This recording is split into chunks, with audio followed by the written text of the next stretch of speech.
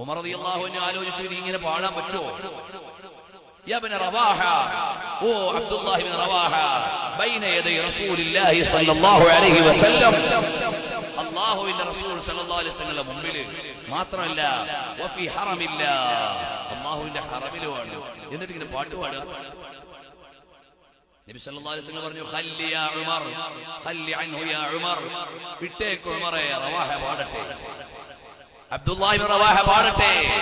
നല്ല പാട്ടാണത്. അപ്പോൾ മൗലിദിനെ പോലെ നല്ല പാട്ട് വേറെയുണ്ടോ?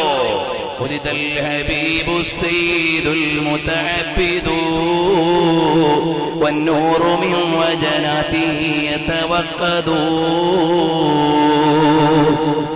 എന്താണ് അതിന്റെ ആശയം? നബി സല്ലല്ലാഹു അലൈഹി വസല്ലം തങ്ങൾ പിറവിയെടുത്തു. അവിടുത്തെ കവിൾത്തടത്തിൽ നിന്ന് പ്രകാശം ഇങ്ങനെ പ്രവഹിക്കുകയാണ്. ജിബ്രീലു നാദാ ഫീ മനസ്സതി ഹുസ്നിഹി ഹദാ മലീഹുൽ കൗനി ഹദാ അഹ്മദു.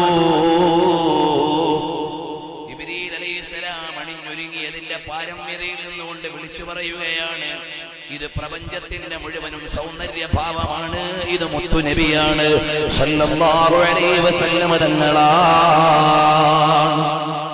ഇത്ര മധുരതരമായ പാട്ട് വേറെ എവിടെയാണ്?